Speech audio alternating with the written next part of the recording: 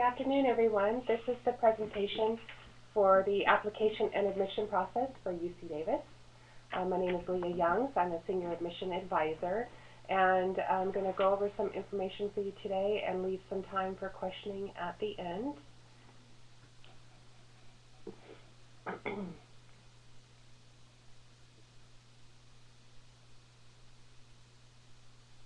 So first, I want to congratulate our newly admitted freshman class for 2012. It was a very competitive year, so it's quite an accomplishment. And you have some things in line as far as next steps. First of all, you have until May 1st to accept your admission offer to UC Davis. You should be able to check your financial aid awards, look into orientation sessions available to you during the summer, student housing opportunities, and then you need to get your transcripts into us by July 15th. So be sure to view your checklist on your UC Davis My Admission page and make sure that you're completing those next steps.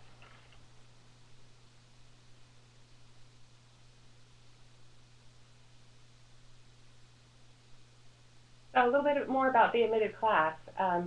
Our admit rate was just under 46%. It's getting more and more competitive each year. We had an increase in applicants, so that was definitely a factor. And this year, our middle 50% for the high school GPA was 3.93 to 4.21. And then we have some information available on the slide in regards to the ACT scores, SAT scores, and SAT totals. I'll go over the exams required for admission in a few moments.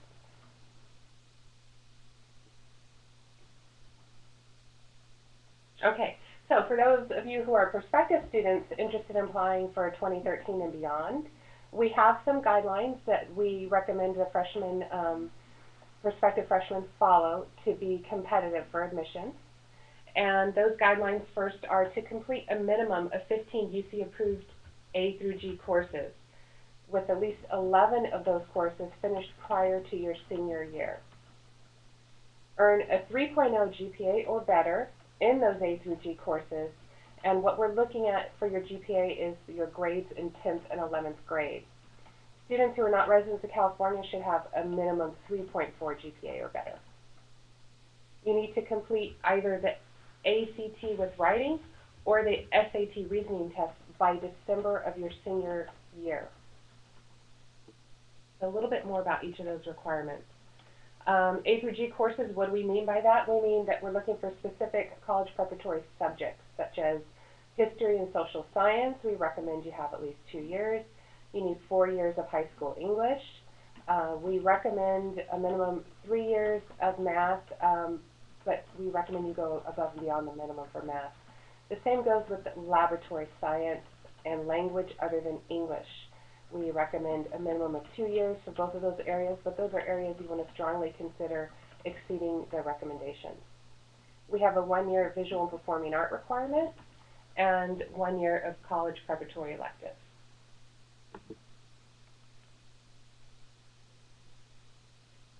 So a little bit more about that GPA and how it's calculated. When we say 3.0 GPA or 3.4 for non-residents, that is a UC-wide guideline. However, as you can see by my earlier slide, truly to be competitive for admission, you're going to want much higher than that. We calculate your GPA in the A through G courses that you completed in 10th and 11th grade. That includes the summer before 10th grade and all courses including summer after 11th grade. You do get additional grade points for grades of C or better in any UC pre-approved honors courses, any AP courses, or any IB courses, and also college-level coursework that you take in at your local community college. We cap the additional grade points to no more than 4 semesters in the 10th grade and no more than 8 semesters total, so that the GPA is capped. A little bit more about the exam requirements. It's a fairly new thing that we no longer require SAT subject exams. They're not required for admission UC-wide. However, you should check with individual UC campuses and specific majors to see if they have recommendations.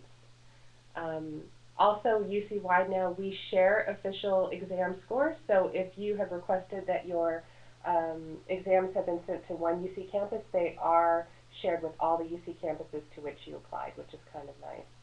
The Davis's view of SAT subject exams are, if you've taken them, they can only enhance your application, so it never hurts to have those as part of your application. So for California residents, the reason we outline these recommendations is because our goal is to admit the top 9% of students statewide in California and the top 9% within each high school in California. So if you meet these UC minimum requirements that we laid out and you fall into one of these categories, we guarantee to admit you somewhere into the UC system. If you're not offered admission to a UC campus to which you directly applied, you go into a referral pool, and if there's a UC campus that has space available, then they may offer you admission through that avenue. So a little bit more about the statewide path. You need to meet the general admission requirements that I had outlined previously, and then you need to rank in the top 9% of California high school students according to the UC Admissions Index. The UC Admissions Index is a sliding scale based on combining a student's UC GPA and UC score. So in order to see if you meet that 9% index, we have a website in the main University of California page where you can convert your exam scores to a UC score. You can enter your GPA, and it tells you where you're at on that sliding scale. The local path students must again meet those admission requirements, and then they're aiming to have a GPA that meets or exceeds the 9% benchmark for that particular high school. So the University of California office is establishing GPA benchmarks for each of the California high schools that are participating, and we want those students to have met the benchmark, and they have to also have completed a specific pattern of the UC approved courses. We want those 11 courses done before your senior year. We want a certain amount of the math and English done, and we want 1 year of lab science, history, and language other than English completed, and then 4 years of the additional A through G courses. So we look for a very specific pattern to be completed to be eligible for that 9% in the local context or in the California high school. So this just illustrates how we how those two groups may overlap each other, and it's how we satisfy our goal of admitting the top percentage of California students. That's a little bit about our requirements for freshmen. Now we're going to go into the process. Holistic review is how we select our freshman applicants. So being that we can only admit less than 46% of students who applied, we have a process called holistic review that helps determine which of those students we're going to offer admission to. We look at both academic factors and non-academic factors, and they're listed here. What's really important is holistic review stresses the context, the socioeconomic context, the educational context, and the life experience that students are coming from. So it's very contextual.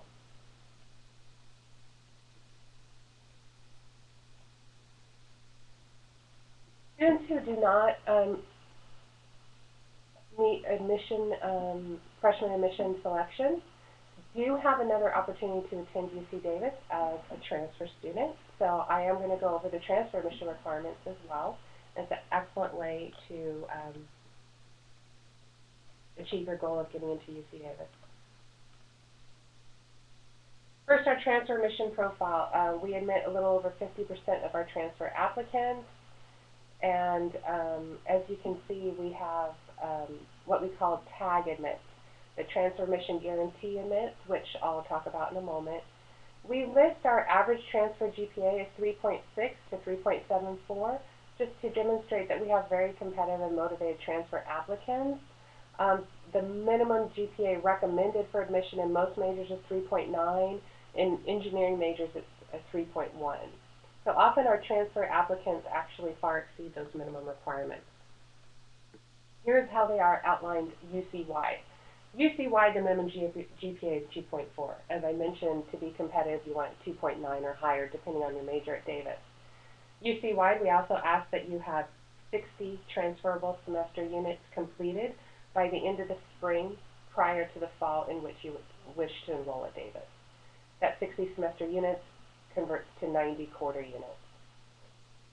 In addition to those units, part of them should be a 7-course pattern with 2 UC transferable English composition courses, 1 UC transferable math course, and 4 courses from at least 2 different subject areas. So we have a website available to you, www.assist.org. You can enter any California community college, and you can look up which courses offered at that college satisfy these requirements, as well as satisfy major, selective major requirements, which I also want to outline for you. So, transfer admissions, we have some selective majors, such as College of Biological Science majors, College of Engineering majors, and some of the majors in the College of Agricultural and Environmental Science, such as Biotechnology, Viticulture, and Enology. In the College of Letters and Science, we have Communication, International Relations, and Psychology. Because these majors are selective, what it means is that we want you to have some preparatory coursework completed first that is specific to the major, and that we're also going to require that you have a specific GPA in that preparatory coursework. So that more detailed information is available on our website, but again, I can't stress enough that assist.org is an excellent tool for you to research how to satisfy these requirements, especially if you're coming from a California community college. So, a little bit more about the Transfer Immersion Guarantee. Again, this is available specifically to California community college students. It guarantees a fall term admission to a specific major. And we do set the bar, the TAG admission requirements, a little bit higher because we're guaranteeing your admission a year in advance. Our GPA requirement for a TAG is currently 3.2, and some of the major requirements could be a little more competitive than our standard recommendations. The advantage of having the TAG, though, is if once you submit your TAG request the fall prior to the year you wish to come to Davis, we pre-evaluate what you've completed so far and what your current planned courses are, and we provide you with a contract indicating what requirements need to be satisfied in order to guarantee your admission to Davis. So it's a nice advising tool, and it's a nice way to kind of reserve your spot. So the UC application is the UC application for admission and scholarships. A lot of times students forget about that scholarship part. There is a section on the application that asks you about certain characteristics that may match up with scholarships available in the UC system, including at UC Davis. So be sure to review that section carefully. Some scholarships also have additional steps that you have to complete in order to be considered. So don't forget about that. Part of the admission application is your personal statement. It's your opportunity to tell us who you are, what matters to you. Think about it like your admission interview. We provide you with 2 questions, and we give you a certain word count available to answer each of the 2 questions. In addition to that, there is a 3rd prompt. So if there's anything additional that you need to let us know, then you can do that in the 3rd prompt if it doesn't fit into answering your essay question.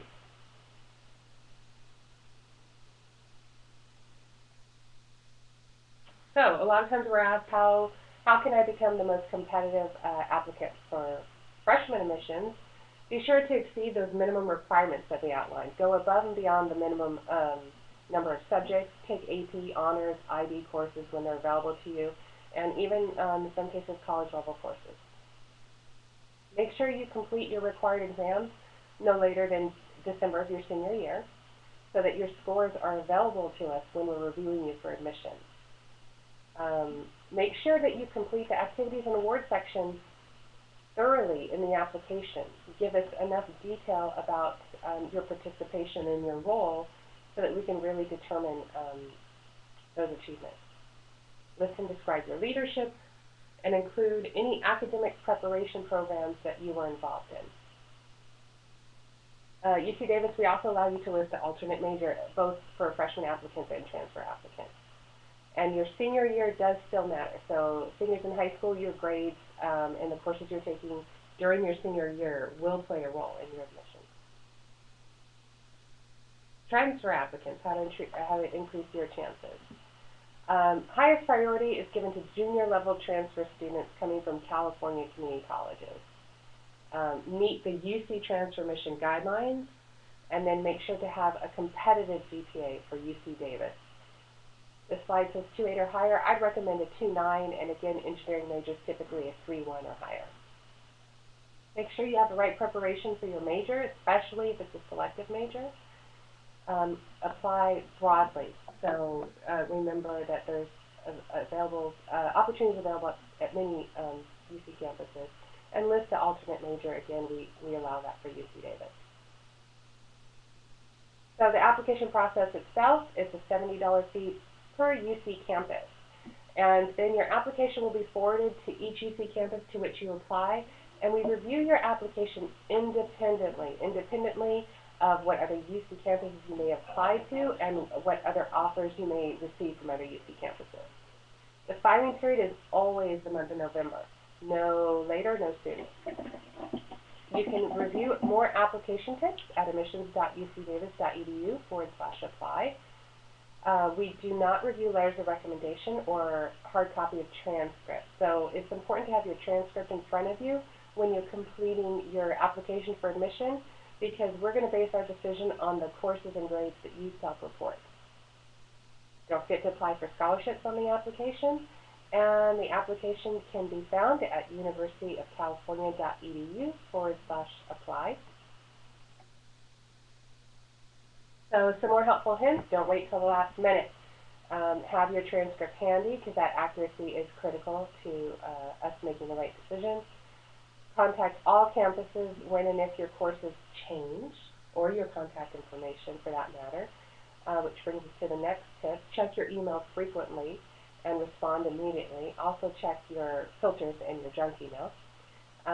Don't hesitate to ask questions. We're available by phone, on Facebook, by email, and you can find most answers to your questions on our website, not to mention the Apply UC application help. So here's a little admission timeline for you. Again, the online application can be submitted between November 1st and November 30th. If you're a freshman in December, you're going to complete any remaining required exams, or you may be retaking SATs or ACTs. Also in December, both freshmen and transfer students will be able to set up their My Admissions account. So once we receive your application that you submitted in November, we will contact you early in December with instructions on how to set up a My Admission page for UC Davis, and that's where you're going to watch for messages from us and watch for your admission decisions when they come out. Priority filing to submit a FAFSA is January. March 2nd is the deadline. The sooner you file your FAFSA, the better. Again, continue monitoring your My Admission website. And transfer students will need to complete a UC Transfer academic update in January telling us what your fall grades were.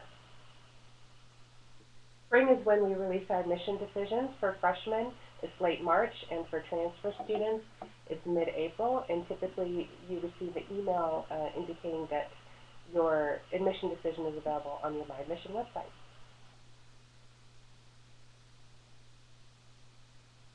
So we invite you to apply by November 30th. The application website does open October 1st. It gives you an extra month to work on the application before you're even able to submit it.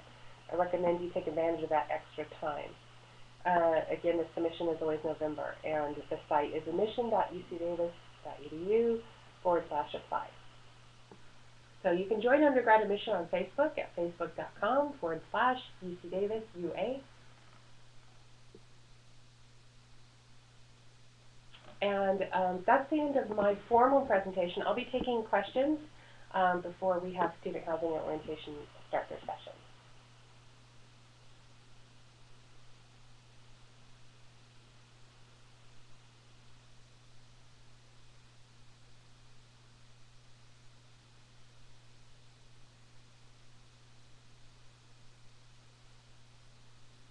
So one of my questions is, can UC transferable history courses be taken during the summer?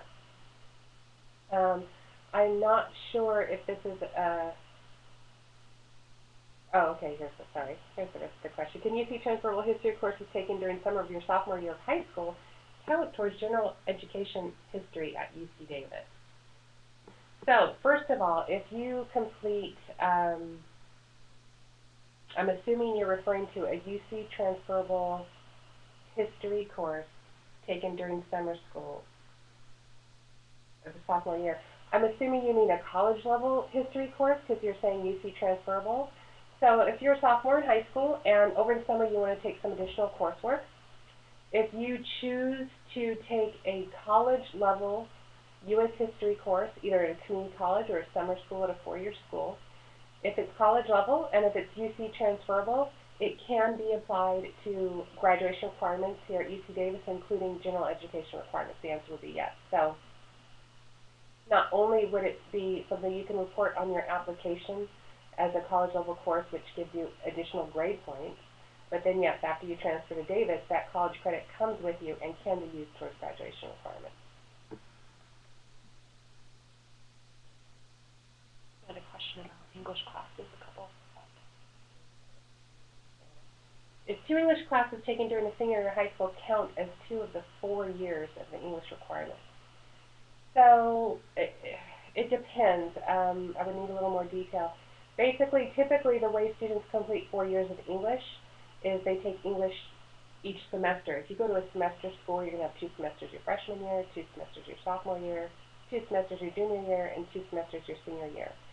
If you're asking whether or not you could double up and take 2 years worth of English your senior year, it is possible. That's highly unusual. So it would depend on your reasoning for needing to double up your senior year. But typically it's 1 year for each of the 4 years that you're in high school.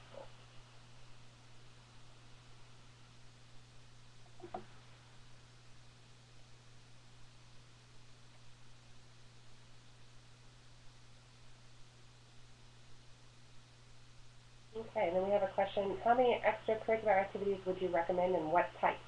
We don't have a prescription for what is the right amount or right type of extracurricular activities. That's where it can get competitive. You know, the majority of your strength as an applicant is academic. However, it's usually those extras that really set the students apart. And because it's competitive, basically you need enough extracurricular activities that puts you above the other applicants. So it's difficult to give you a prescribed amount. What I can tell you is we want students who are active and involved. It could be a variety of interests, or it could be more in-depth in a particular interest. So we want things that are meaningful to the student. We look for them to describe how it was meaningful participation for them, and then we kind of can evaluate it that way for you.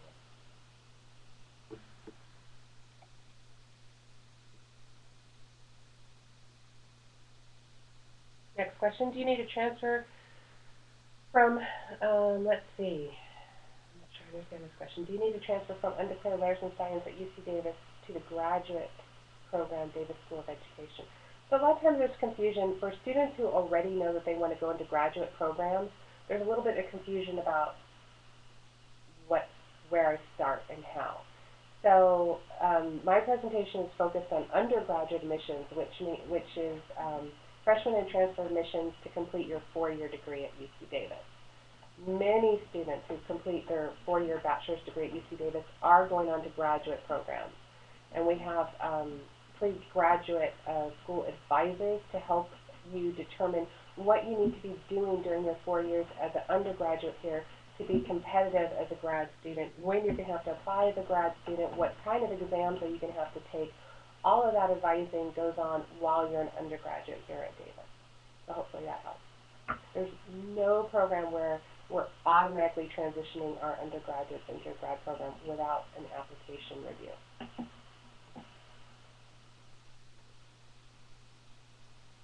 I have time for one more question. Let's see. I answered the sports one. You want to do the last one? The last one that we moved. Oh, the one about moving? What type of general education classes do they need to take? So what type of GE courses do students need to take? That is a very broad question. I don't know if you're referring to GE courses required for admission or GE courses required to graduate from UC Davis. So I will talk about a little bit of both. So first of all, if you're referring to freshman applicants, what kind of courses you need to take in high school, we outlined those pretty good, the A through G courses. If you're a transfer student, what we had said was the 2 English composition courses, the minimum level of math, and then basically, you know, because you need 60 units, that leaves room for a lot of other courses. Should they be general education courses, or should they be courses that prepare you for your major?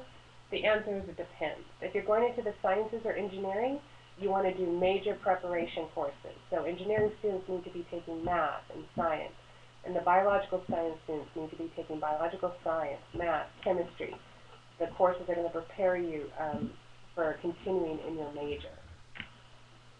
General education courses required to graduate from UC Davis, that information would come from your peer advisors or your dean's office advisors. Once you're a student here, the information is available in the general catalog, but we have a lot of advising available to make sure you're completing the appropriate general education coursework for your degree once you're a student here at Davis. Hopefully that answers that question. We have the admissions booth open until 7. Oh, thank you. So our admissions booth is open till 7, taking questions. We have students as well as admission advisors that will be answering questions at that booth. Next, we have a presentation from Student Housing and Orientation. And I know after that we have the College of Letters and Science, and we have Student Life again at between 5 and 6 o'clock. So stay tuned for those presentations.